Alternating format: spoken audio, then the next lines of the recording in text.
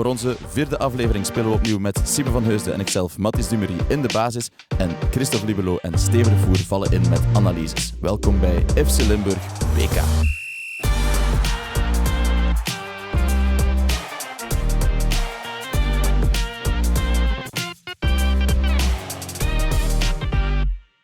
Ja, Siebe, ik heb afgelopen weekend wel wat berichtjes gekregen. Waar blijft de podcast? Nu, we nemen vandaag pas op en dat heeft 2 redenen. De eerste reden was, we konden niet dit weekend. Dat klopt. Maar misschien nog beter, nu kunnen we ook onze tegenstander al bespreken, Senegal. Ja, en dat gaat een fameuze brok worden, maar dat is voor later in de podcast. Dat is inderdaad voor later. Eerst even terugblikken naar die wedstrijd tegen Nieuw-Zeeland. En dat laten we meteen over aan onze huisanalist Steven de Voer. 5-1 gewonnen van Nieuw-Zeeland. De wedstrijd waarop we allemaal hadden gehoopt. Ik denk dat er voor de wedstrijd wel een beetje nervositeit was. Maar ik had wel een goed gevoel voor de wedstrijd. Ik had wel gedacht dat we de puntjes op de i gingen zetten. Er zat van begin een heel goede ritme in de wedstrijd met een heel goede Van Aken, Trossard, De Bruyne, De Kuiper. Die jongens deden het heel goed en dan was het eigenlijk wachten tot die eerste goal. We hadden eerst wel een paar kansjes nodig. We hadden een beetje van gevoel van net niet. Maar dan kwam die eerste goal en dan zag je dat we met veel vertrouwen aan het spelen waren. Ging de bal goed rond en dan kunnen we die paar goals meemaken. Wat dan toch een goed gevoel heeft. En we worden groepswinnaar. Wat ook wel de verwachting was voor het toernooi. Veel mensen twijfelden eraan. Maar uiteindelijk hebben we dat toch kunnen doen. Ook de invalbeurten. Rommel heeft toch weer wat speeltijd gekregen. Pardo is goed ingevallen. Salemakers, eerst een minpuntje bij die tegengoals en de man laten lopen. Maar dan ook weer een goal gemaakt. Dus veel positieve punten om mee te nemen. De Rode Duivels kunnen ook weer in Seattle blijven. Dat is ook wel niet onbelangrijk qua recuperatie. We hebben een heel goede Hans van Aken gezien, een heel goede Trossard gezien, een goede De Bruyne gezien. Dus hopelijk zet zich dat voor en hebben een beetje meeval met de beste derde om daar tegen te spelen. Ja, Steven de Voer had zijn analyse al doorgestuurd vlak na de wedstrijd, dus hij wist op dat moment nog niet dat Senegal onze tegenstander ging worden. Maar hij haalt aan veel positieve punten. Is al het slechte van die 2 gelijke spelen dan vergeten? Ik denk dat we inderdaad wel die mindere wedstrijden nu een beetje kunnen vergeten en achter ons laten. Maar ik hoop wel dat die toch nog altijd in het hoofd zitten van onze Duivels en van de bondscoach en dat ze wel nog altijd de fouten die ze toen hebben gemaakt meenemen naar de volgende wedstrijd. En een fout of een verkeerde keuze, zal ik het zo noemen, vind ik nog altijd het niet laten starten van Aken aan beide wedstrijden eigenlijk tegen Egypte en Iran. En ik hoop dat na de wedstrijd tegen Nieuw-Zeeland Rudy Garcia zoiets heeft van oké, Van Aken start altijd. Want hij laat gewoon de ploeg beter voetballen. Hij laat belangrijke spelers zoals De Bruyne, Trossard gewoon beter in de match zitten. En ik denk dat we dat nodig hebben nu in de knock-outfase. Ja, er is nog iemand die dat al deze weken aan het roepen is. En dat is onze chef sport Christophe. En ik heb hem ook gevraagd of die slechte prestaties nu al vergeten zijn. Natuurlijk is niet alles vergeten wat fout liep tegen Egypte en Iran. Maar we moeten wel zeggen, de Rode Duivels hebben woord gehouden. Ze hebben gedaan wat ze beloofd hadden. Nieuw-Zeeland vanaf minuut 1 bij de keel grijpen. Met heel veel grinta, met vlotte combinaties. Met heel veel kansen ook. En uiteindelijk ook met heel veel doelpunten. Ja, cruciaal daarbij is toch de inbreng van Hans van Aken. Waar iedereen achter vroeg, waar iedereen om schreeuwde. Rudy Garcia zette Van Aken ook naast De Bruyne.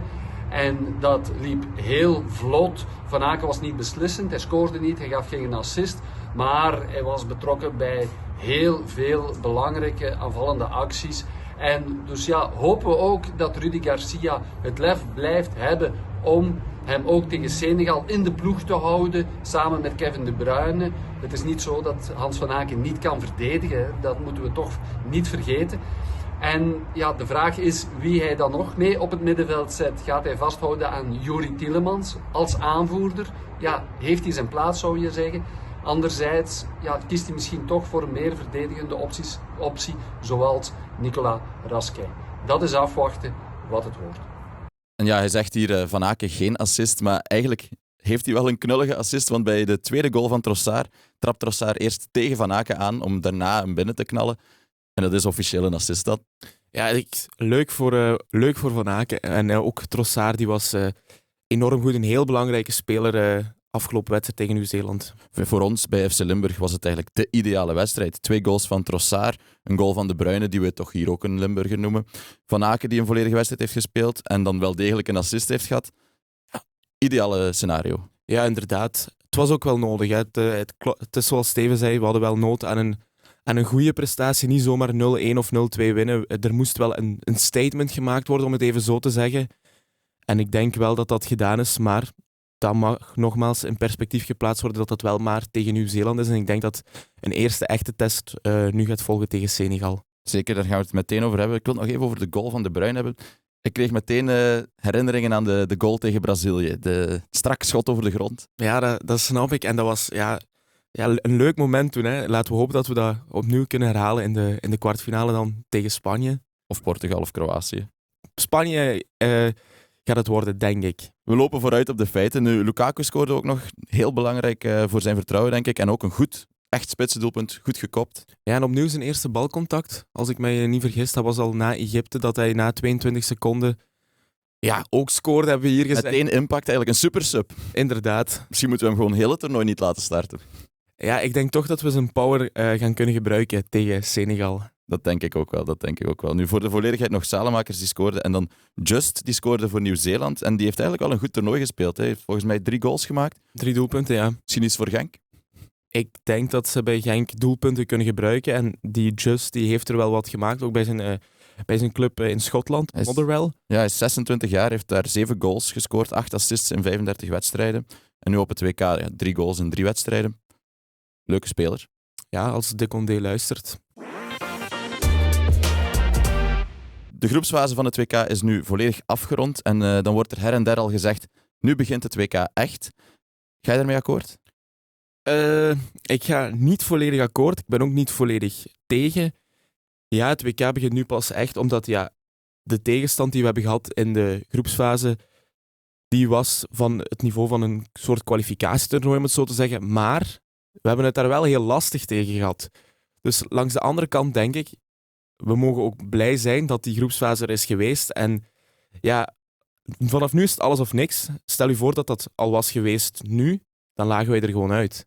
Ja, dus absoluut. Ik ben blij ik vind het een dubbele uitspraak, omdat het doet impliceren dat de eerste 3 wedstrijden eigenlijk opwarmertjes waren. Wat deels ook zo is, maar dan hebben we het wel heel slecht gedaan in die opwarmertjes. Ik ben er eigenlijk ook niet echt mee akkoord. Er zijn al mooie sprookjes geschreven in de groepsfase van dit WK. Kijk naar Zuid-Afrika, kijk naar Kaapverdië. Landen die er normaal misschien niet bij zouden zijn, die nu zijn doorgestoten naar de knock-out-ronde. Oké, Zuid-Afrika ligt er al wel uit. Maar Kaapverdië, daar hadden we nooit van verwacht dat die hebben nog niet verloren, hè, dit WK. Nee, en die gaan ook niet verliezen tegen Argentinië. Die gaan winnen met penalties. Yes, zeker en vast. Dus ja, er waren superveel ploegen die ook gewoon al blij waren om hier te zijn. Kijk naar Curaçao, de vreugde daar. En daarbij, wat jij zegt, we hebben het niet gemakkelijk gehad. Die eerste 2 wedstrijden hebben we niet eens kunnen winnen.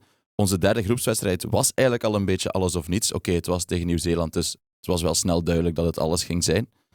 Maar het WK is toch al... voor mij is het WK al bezig. Voor mij ook. Maar ik heb de stelling ook nog eens aan Christophe voorgelegd en die denkt er toch nog net iets anders over. Ja, ik ben het er wel mee eens in die zin dat eigenlijk deze groepsfase is een beetje de kwalificatie van vroeger. Want we zijn met 48 landen. Stel je voor dat je bij de 8 landen bent die nu al naar huis moesten. Ja, dat zou echt een afgang geweest zijn. Nu komt het toernooi in de knock-out fase. Ja, alles of niks. Daar gaan de Belgen voor en ik denk dat dat wel een voordeel is voor de Belgen. Want stel dat het WK zou georganiseerd worden in een competitieformat met 16 landen bijvoorbeeld en elk land speelt tegen elkaar 30 wedstrijden, ja, dan maken de Belgen geen enkele kans om bij pakweg de top 5 te eindigen, lijkt me. Nu kunnen ze wel stunten, omdat in 90 minuten, 120 minuten of na de strafschoppen, dan wordt de wedstrijd beslist. En de Belgen hebben wel spelers die het verschil kunnen maken, zoals een Doku, zoals een Lukaku in vorm, De Bruyne, Courtois achteraan als slot op de deur, noem ze maar op. En in dat opzicht kunnen ze wel stunten, omdat het in een match van alles of niks is. Om een voorbeeld te geven, pakweg Westerlo kan wel de beker van België winnen, maar landskampioen worden, dat is weer een heel ander verhaal. Die vergelijking is ook een beetje bij de Rode Duivels, waarmee ik nu ook niet wil zeggen dat ze het WK sowieso zullen winnen in een knock-out fase. Maar de kans dat ze ver doorstoten is groter in de knock-out fase dan in een competitieformat met een aantal landen die tegen elkaar spelen, allemaal. Christophe bedoelt volgens mij met stunten dan niet per se nu winnen tegen Senegal, maar echt ver doorstoten, halve finale, finale, bijvoorbeeld. Ja, ik zou stunten vinden in halve finale tegen Nederland en die doen ook nog winnen, dus eigenlijk finale spelen. Ik vind als we in de halve finale staan, is het al stunten. Ja, tuurlijk. Halve finale zou echt top zijn. Maar ja, eens we in die halve finale staan en dat zou dan tegen Nederland zijn, dan moet je toch gewoon gaan voor die finale. Dat is waar. En dat is wat hij bedoelt. Zo'n knock-out fase is inderdaad wel echt mooi. Dat is natuurlijk waar het WK uiteindelijk echt om draait. Ja, en ook, je kunt als topfavoriet bijvoorbeeld een mindere dag hebben, waardoor je als outsider toch kunt verrassen. En kijk bijvoorbeeld naar Marokko. Niemand had verwacht dat die zo ver zouden geraken op het WK in Qatar. En ja, dat was een van de meest legendarische runs die ik de afgelopen jaren heb gezien op een WK. Dus dat kan ook gebeuren bij bijvoorbeeld, ik wilde zeggen Kaapverdië.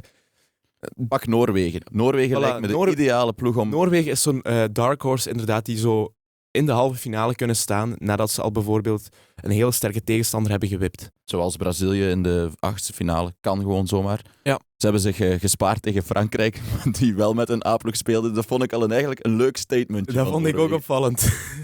Daar heb ik van genoten. Zeker als het de Fransen een beetje uitlachen is, dan is het altijd leuk, hè? Ja, inderdaad. Nu goed, wij gaan ook een moeilijke tegenstander al meteen krijgen. Senegal. En we zullen eerst even zien wat Christophe van die tegenstander vindt.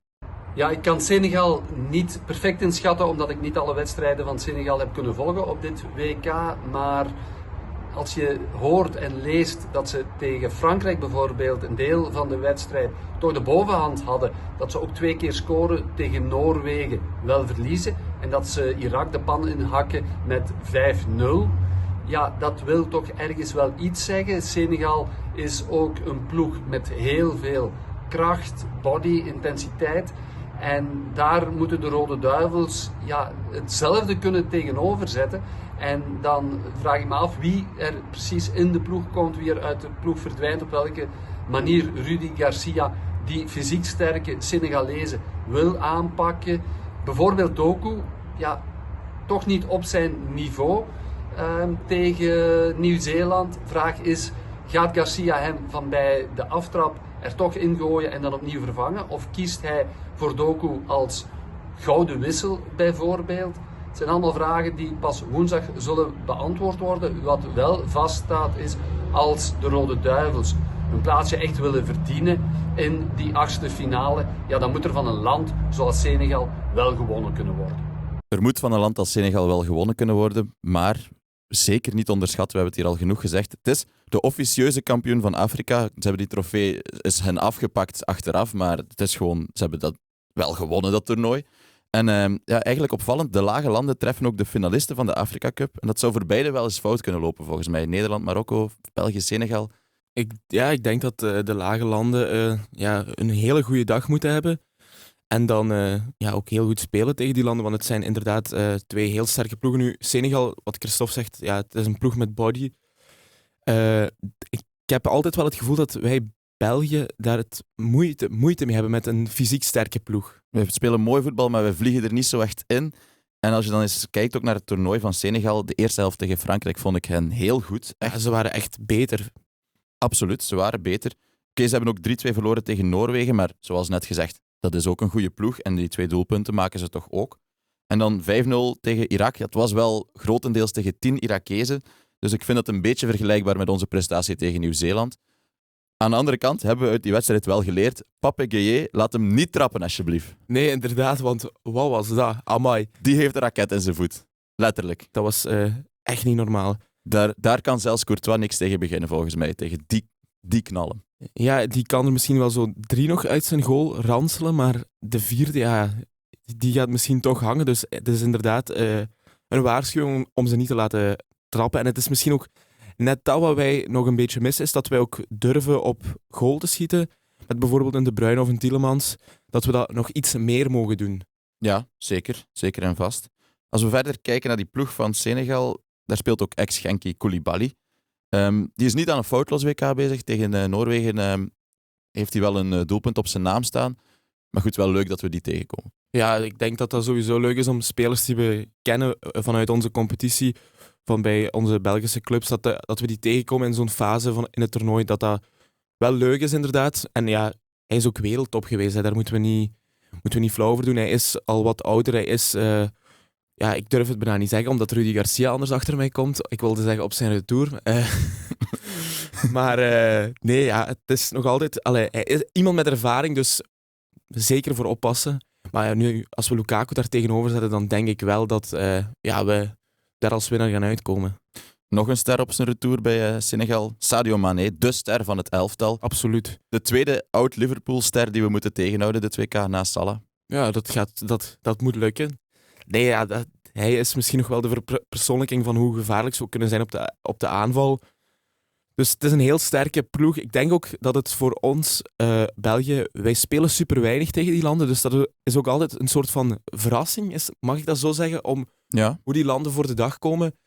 Dus we moeten oppassen dat we ons niet laten verrassen door hen. Ik zit toch met schrik.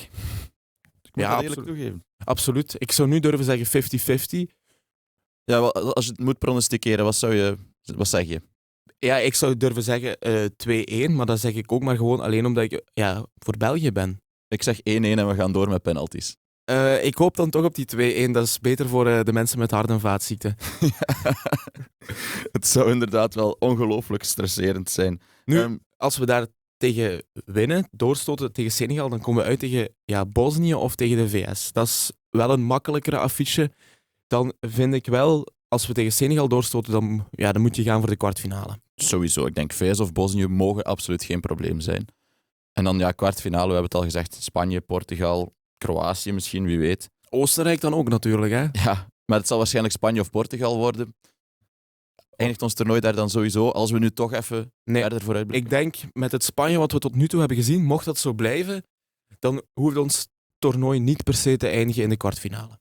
Nee, en hetzelfde geldt eigenlijk voor Portugal, met Ronaldo die daar de boel niet enkel verziekt, maar ook soms wel scoort. Het is dubbel daar. Ja, en het is dan tegen Roberto Martinez. Dat zou wel leuk zijn, kwartfinale winnen tegen Roberto Martinez. Dat zou heel leuk zijn. Daar zouden we voor tekenen, maar zover zijn we nog niet.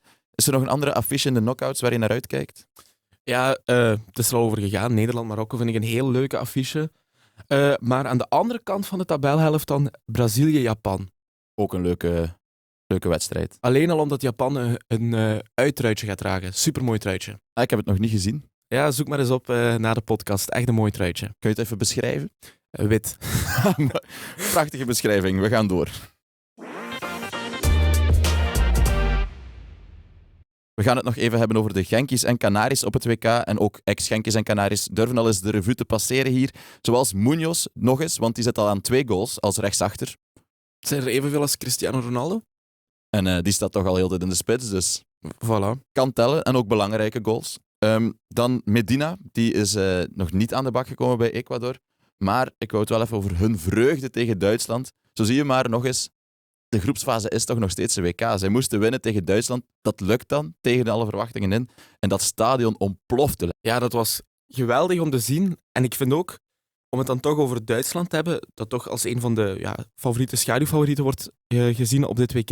Ik vind tot nu toe, elke topfavoriet of topland heeft wel zo een mindere match gehad, tot nu toe al. Dus ja, het is niet dat je nu zegt van na de groepsfase, zij zijn absoluut de favoriet. Frankrijk zou ik toch wel durven zeggen. Ja, maar toch vond ik die ook niet altijd even overtuigend. Dus ik vind het zo'n beetje moeilijk om te zeggen. Maar voor Ecuador is het inderdaad geweldig. En voor Medina ook leuk dat hij dit kan meemaken. Zij het van op de bank, het blijft leuk.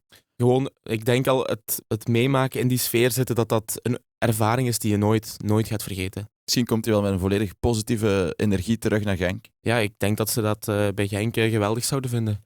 Dan Kayembe, die viel in de 83e minuut in tegen Oezbekistan in de 3-1 zege die hen naar de knockouts bracht, waarin ze Engeland treffen.